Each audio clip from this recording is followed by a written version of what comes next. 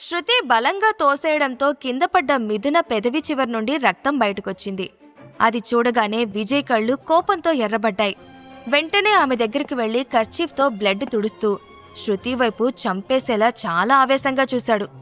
విజయ్ కోపాన్ని చూసి శృతితో సహా అక్కడున్న వాళ్ళందరూ భయపడ్డారు. నీకెంత ధైర్యం ఉంటే నా భార్య మీద చెయ్యేస్తావు అంటూ శృతి మీదకి కోపంగా వెళ్లబోయాడు విజయ్. కాని వెంటనే అతడి చెయ్యి పట్టుకుని ఆపుతూ, వదిలే విజయ్, అనవసరంగా ఈ గొడవని పెద్ద చేకు. ఇప్పుడు నేను బానే ఉన్నాను, నాకేం కాలేదు అని నీరసంగా చెప్పింది మిథున. తను ఎంత చెప్పినా విజయ్ ఆవేశం తగ్గలేదు. ఏం కాలేదంటారేంటి మిథున గారు? అస్సలు మీ మీద చెయ్యి వేసిన వాళ్ళని అలా ఎలా వదిలేస్తాను? ఫోన్లే పాపమని వదిలేస్తూ ఉంటే వీళ్ళు రెచ్చిపోతున్నారు అని శృతి ఫ్యామిలీ వైపు కోపంగా చూస్తూ చెప్పాడు విజయ్. సాధారణంగా అందరికీ రెస్పెక్ట్ ఇస్తూ కామ్గా ఉండే విజయ్ తన భార్యని అవమానించడమే కాకుండా గాయపరిచేసరికి తట్టుకోలేకపోయాడు. అందుకే అంతలా రియాక్ట్ అయ్యాడు. కాని అతని కోపాన్ని ఏమాత్రం పట్టించుకోకుండా, అవును, మేము రెచ్చిపోతాం, ఏం చేస్తావురా? మా ముందు నిలబడే అర్హత లేనివాడివి మమ్మల్ని ఏం చేయగలవురా నువ్వు? మిథున దయా దాక్షిణ్యాల మీద బ్రతుకుతున్నవాడివి ఈ విల్ల నీదని చెప్తే ఎలా నమ్ముతాననుకున్నావు అని విజయ్ని రెచ్చగొడుతూ అంది శృతి. తన అల్లుడికి కోపం వస్తే ఏం జరుగుతుందో అనిల్కి బాగా తెలుసు.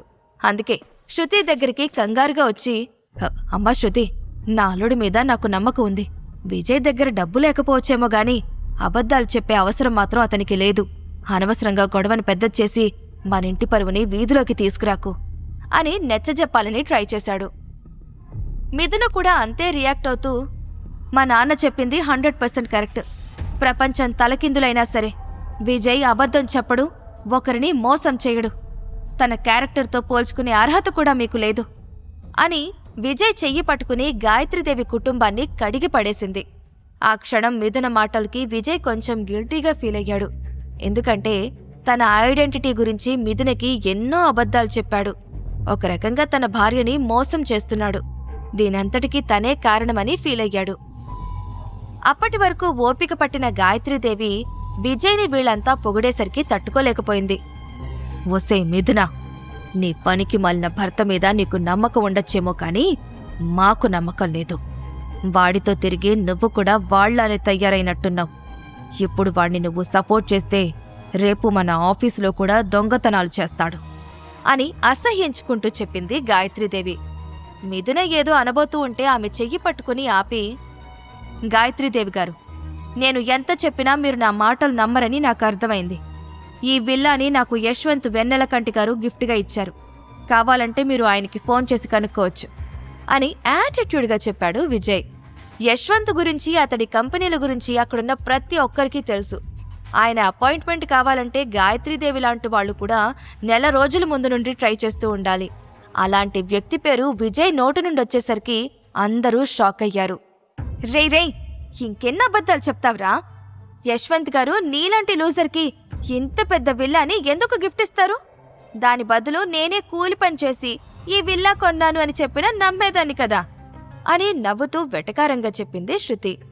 ఆమెకి సర్ది చెప్పడం, చెవిటోడి చెవిలో శంఖం ఊదడం రెండూ ఒకటే అనుకుంటూ సిద్ధార్థ తండ్రికి ఫోన్ చేస్తూ, ఎవరు చెప్తే ఈ విల్లా నాది అని నమ్ముతారో వాళ్ల చేతే చెప్పిస్తాను అని పొగురుగా చెప్పాడు విజయ్. ఎవరికి ఫోన్ చేస్తున్నావురా అని శృతి అడగడంతో, నీ కాబోయే మామగారికి అని సర్కాస్టిక్ వేలో చెప్పాడు విజయ్. తన తండ్రికి ఫోన్ చేస్తున్నాడని తెలియగానే సిద్ధార్థ్ కంగారు పడిపోయాడు. వెంటనే విజయ్ దగ్గరకొచ్చి, వద్దు విజయ్, ఇప్పుడు మా నాన్నకెందుకు కాల్ చేస్తున్నావు? ఆయన చాలా బిజీగా ఉంటారు. అనవసరంగా ఫోన్ చేసి ఆయన డిస్టర్బ్ చేయకు అని వణుకుతున్న కంఠంతో భయపడుతూ చెప్పాడు. సిద్ధార్థ్ మాటల్ని పట్టించుకోకుండా అతడి తండ్రికి కాల్ చేసి లౌడ్ స్పీకర్లో పెట్టాడు విజయ్. వెంటనే రఘువీర్ కాల్ లిఫ్ట్ చేయడంతో, హలో అంకుల్, నేను విజయ్ని మాట్లాడుతున్నాను. నిన్న మీరు ఫిలిం నగర్లో ఉన్న మీ విల్లాని నాకు అమ్మేశారు కదా, కొంచెం ఈ విషయాన్ని మీ కొడుక్కి అర్థమయ్యేలా చెప్పండి. అరగంట నుండి నన్ను ఇరిటేట్ చేస్తున్నాడు. జరిగింది మొత్తం రఘువీర్కి వివరంగా చెప్పాడు. విజయ్ గొంతు విని భయపడుతూ, ఐఎమ్ సారీ విజయ్, నా కొడుకు ఇలా చేస్తాడనుకోలేదు. ఒకసారి వాడికి ఫోన్ ఇవ్వండి, నేను మాట్లాడతాను అని చెప్పాడు రఘువీర్. విజయ్ వెంటనే తన ఫోన్ని సిద్ధార్థికిచ్చాడు. అతడి ధైర్యాన్ని, కళ్లల్లో కనిపిస్తున్న తెగింపుని చూసి సిద్ధార్థతో పాటు అక్కడున్న వారందరూ భయపడుతున్నారు. హలో డాడ్ అని వణుకుతున్న కంఠంతో శృతిని చూస్తూ పలకరించాడు సిద్ధార్థ్. రేయ్, నీకక్కడేం పనిరా? మీ అంకుల్ నీకు విజయ్ జోలికి వెళ్ళొద్దని చెప్పలేదా? ఎందుకురా ప్రతిసారి ఇలా నన్ను టెన్షన్ పెడుతున్నావు? వెంటనే విజయ్కి సారీ చెప్పి అక్కడి నుండి వెళ్ళిపో, లేదంటే నాకు అసలు కొడుకే పుట్టలేదనుకుంటాను. అర్థమైందా అని వార్నింగ్ ఇచ్చాడు రఘువీర్. తండ్రి మాటలకు భయపడి ఓకే డాడ్, నేనిప్పుడే విజయ్ గారికి సారీ చెప్పి ఇంటికి వచ్చేస్తాను అని కాల్ కట్ చేసి విజయ్ చేతులు పట్టుకున్నాడు Siddharth. I'm extremely sorry Vijay, నిన్ను చాలా ఇబ్బంది పెట్టాను. ఈ విల్లా నీదే, మళ్ళీ ఈ విల్లా వైపు గాని నీ వైపు గాని కన్నెత్తి కూడా చూడ్ను అని క్షమించమని వేడుకుని అక్కడి నుండి వెళ్ళిపోయాడు సిద్ధార్థ్. అతను వెళ్తూ ఉంటే కంగారు పడుతూ, అరే ఏమైంది? ఇలా సడన్ గా ఎక్కడికి వెళ్ళిపోతున్నావు సిద్ధు? ఒకసారి నా మాట విను అని అతన్ని ఆపడానికి వెనకాలే పరిగెత్తుకుంటూ వెళ్ళింది శృతి. కార్ డోర్ ఓపెన్ చేస్తున్న సిద్ధార్థ్ చెయ్యి పట్టుకుని ఆపుతూ, మీ డాడీకి ఎందుకంతలా భయపడుతున్నావు? ఆయనకి ఎదురు తిరిగి నీ రైట్స్ కోసం పోరాడలేవా అని రెచ్చగొట్టాలని చూసింది శృతి. ఆమె వైపు కోపంగా చూస్తూ, పిచ్చి పిచ్చి సలహాలిస్తే కాబోయే భార్యని కూడా చూడని శృతి, మర్యాదగా నా దారి కట్టు తప్పుకో అని శృతి చేతుల్లో నుండి తన చేతిని విడిపించుకుని కారెక్కేసి వెళ్లిపోయాడు సిద్ధార్థ్. వేగంగా వెళ్లిపోతున్న అతడి కార్ని చూస్తూ కన్నీళ్లతో అక్కడే నిలబడిపోయింది శృతి. ఈ టైంలో ఏదైనా మాట్లాడితే తనకి కూడా సిద్ధార్థ్ లాంటి పరిస్థితే వస్తుందేమోనని భయపడి నిఖిల్ సైలెంట్ అయిపోయాడు. ఈ విజయ్ గడికి సిటీలో ఉన్న బిగ్ షాట్స్ అందరూ ఎలా తెలుసో కనిపెట్టి వీడి గుట్టు అందరి ముందు రట్టు చెయ్యాలి. నన్ను నా కుటుంబాన్ని ఇంతలా బాధ పెడుతున్నందుకు వీడిని సర్వనాశనం చెయ్యాలి అని మనసులో అనుకుంటూ విజయ్ వైపు కోపంగా చూస్తున్నాడు నిఖిల్. నిజమేంటో తెలిసేసరికి అందరూ మౌనంగా నిలబడిపోయారు. ఇంకా అక్కడే ఉండి విజయ్ ముందు చీప్ అవ్వడం ఇష్టం లేక బాధపడుతున్న శృతిని తీసుకుని ఇంటికి వెళ్లిపోయింది గాయత్రీదేవి. ఆమె వెనకాలే మిగిలిన వాళ్లు కూడా ఒక్కొక్కరిగా వెళ్లిపోయారు. తన శత్రువులందరూ వెళ్లిపోయాక మిథున చెయ్యి పట్టుకుని, నాతో పాటు లోపలికి రండి మిథున గారు, మన విల్లా మొత్తం తిప్పి చూపిస్తాను అని ఆమె కళ్లల్లోకి ప్రేమగా చూస్తూ చెప్పాడు విజయ్. అతడి కళ్లల్లో కనిపిస్తున్న ప్రేమను చూసి సంతోషపడుతూనే, ముందు నాకొక విషయం చెప్పు విజయ్, యశ్వంత్ వెన్నెలకంటి గారు కోట్లు విలువ చేసే ఈ విల్లాని నీకు గిఫ్ట్గా ఎందుకిచ్చారు? నిజం తెలుసుకునేంతవరకు నేను లోపలికి రాను అని మొండిగా చెప్పింది మిథున. రత్నప్రభ అనిల్కి కూడా అదే డౌట్ ఉండడం వల్ల విజయ్ వైపు సమాధానం కోసం ఆతృతగా చూశారు. మిథున కళ్లల్లోకి సూటిగా చూస్తూ అబద్ధం చెప్పలేకపోతున్నాడు విజయ్. ఆమె ప్రేమకు లొంగిపోయి నిజం చెప్తే అదితి గురించి తన పెళ్లి గురించి కూడా చెప్పాల్సొస్తుంది. అది విజయ్కిష్టం లేదు. అందుకే ముఖం మీదకి బలవంతంగా చిరునవ్వు తెచ్చుకుంటూ, ఆయనకి కొన్ని యాంటిక్ వస్తువులు కొనడంలో హెల్ప్ చేశాను, అందుకే నాకు ఈ బిల్లా గిఫ్ట్గా ఇచ్చారు. మీరు నమ్మడానికి ఇది కొంచెం కష్టంగా ఉండొచ్చు, బట్ ఇదే నిజం అని తడబడకుండా చెప్పాడు. మిథున ఏదో చెప్పబోతూ ఉంటే ఆమె మాటలకి అడ్డుపడి, విజయ్ అబద్ధాలాడింది చాలు, అంత చిన్న హెల్ప్కి ఇంత పెద్ద గిఫ్ట్ ఎవరైనా ఇస్తారా? ఒకవేళ ఇచ్చారంటే దాని వెనకాల ఏదో ఒక రాంగ్ ఇంటెన్షన్ ఉండే ఉంటుంది. ఇలాంటివి నువ్వు అస్సలు ఎంకరేజ్ చేయొద్దు, సరేనా అని కొంచెం భయపడుతూ చెప్పాడు అనిల్. అయ్యో, అలాంటిదేం ఉండదు మావయ్య గారు, యశ్వంత్ గారు చాలా మంచివారు, ఆయన్ని మనం నమ్మొచ్చు అని భరోసా ఇచ్చాడు విజయ్. అంత మంచోడు నీలాంటి దరిద్రుడికి ఎందుకు హెల్ప్ చేస్తున్నాడో నాకు అర్థం కావడం లేదు. నువ్వేదో జన్మలో నక్కతోక తొక్కుంటావు, అందుకే నీకు ఇలాంటి బిగ్ షాట్స్ ఫ్రెండ్స్ అవుతున్నారు అని మెచ్చుకోవడంలో కూడా కోపాన్ని చూపించింది రత్నప్రభ. తన ఎక్స్ప్లెనేషన్కి మిథున సాటిస్ఫై కాకపోవడంతో, ట్రస్ట్ మీ మిథున గారు, నేను ఎలాంటి తప్పు చెయ్యలేదు. ప్రతిసారి మావయ్య గారు ఒక మాట అంటూ ఉంటారు కదా, ఎవరైనా ఏదైనా ప్రేమతో ఇస్తే తీసుకోవాలి అని, అందుకే ఈ బిల్లాన్ని గిఫ్ట్గా తీసుకున్నాను అని నిజాయితీగా చెప్పాడు విజయ్. అతను అంత క్లియర్గా చెప్పేసరికి, నీ మీద నాకు చాలా నమ్మకం ఉంది విజయ్, ఆ నమ్మకాన్ని మాత్రం పోగొట్టుకోకు. నాకు లగ్జరీ గిఫ్ట్స్ కన్నా నీ క్యారెక్టర్ అంటేనే ఇష్టం అని విజయ్ కళ్లల్లోకి ప్రేమగా చూస్తూ చెప్పింది మిథున. తన మాటలకి కన్విన్స్ అయినందుకు సంతోషిస్తూ, నేను మీకు ప్రామిస్ చేస్తున్నాను మిథున గారు, మీరు పెట్టుకున్న నమ్మకాన్ని ప్రాణం పోయే వరకు కాపాడుకుంటాను. మీకు తలవంపులు తీసుకొచ్చే పని ఎప్పటికీ చెయ్యను అని నమ్మకంగా చెప్పాడు విజయ్.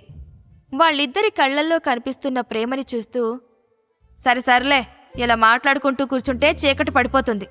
విల్లా లోపల ఎలా ఉంటుందో చూద్దాం పదండి అని విజయ్ మిథునలను డిస్టర్బ్ చేసి కుతూహలంగా చెప్పింది రత్నప్రభ. ఆమె మొహంలో ఈరోజు కనిపిస్తున్న ఆనందం ఇంతకు ముందెప్పుడూ కనిపించలేదు. మిథునతో పాటు ఆ ఇంట్లో కుడికాలు పెట్టి తన ఫ్యామిలీని లోపలికి తీసుకువెళ్లాడు విజయ్. యాంటిక్ వస్తువులతో అందంగా అలంకరించిన ఆ విల్లాని కనురెప్పలార్పకుండా చూస్తూ ఆనందంలో మునిగి తేలుతోంది రత్నప్రభ. ఆ విల్లాలో ఉన్న మంచి గదిని సెలెక్ట్ చేసుకుని, చూడండి, నాకొక స్పెషల్ అసిస్టెంట్ కం పనోడు కావాలి. ఇన్ని రోజులు మీకు సేవలు చేసి అలసిపోయాను. ఈ రోజు నుండి దర్జాగా కూర్చుని ఈ లగ్జరీ లైఫ్ని ఎంజాయ్ చేస్తా అని ప్రతిరోజు ఇంటి పని చేస్తున్న దానిలా ఫీల్ అవుతూ చెప్పింది రత్నప్రభ. తనకి రిప్లై ఇస్తూ, ఒక్కడేం కర్మే, నువ్వు కోరుకుంటే 100 మంది పనోళ్లు నీ ముందు చేతులు కట్టుకుని నిలబడతారు. అలాగే నీకోసం ఒక లగ్జరీ కారు కూడా కొనుక్కోవచ్చు. ఇంత పెద్ద విల్లా ఓనర్కి ఇప్పుడు నువ్వు అత్తగారివి అని ఆమె ఆశల్ని పెంచేశాడు అనిల్.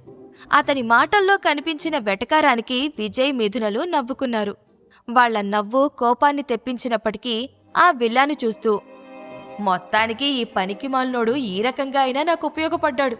ఈ విల్లా వీడికి ఎవరు గిఫ్ట్గా ఇస్తే నాకెందుకు, ఇప్పుడు నాకంటూ ఫిల్మ్ నగర్లో ఒక లగ్జరీ విల్లా ఉంది అని మనసులో మురిసిపోతూ విల్లా మొత్తం చుట్టి రావడానికి వెళ్ళింది రత్నప్రభ. తన భార్య వెనకాలి అనిల్ కూడా వెళ్ళాడు.